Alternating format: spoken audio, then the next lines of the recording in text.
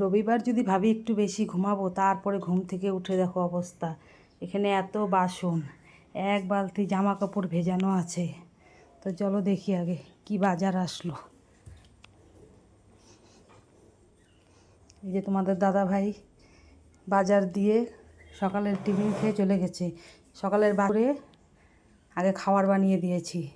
দাদা কাজে চলে গেছে বাজার দিয়ে। তো দেখি কি বাজার দিয়ে গেল আজকে আবার। এখানে কি মাছ নিয়ে আসছে, এগুলো কি মাছ বন্ধুরা তোমরা চেনো? কমেন্ট করে জানিও। আর সাথে আছে দেখো কলমি শাক, পুঁই শাক, টমেটো, মূলা, কাঁচা লঙ্কা, ফুলকপি। আমার খুব ফুলকপি খেতে ইচ্ছে করছিল, তাই একটা ফুলকপি নিয়ে আসছে আজকে দাদা। তা আমাদের রোজই বাজার আসে সবজি।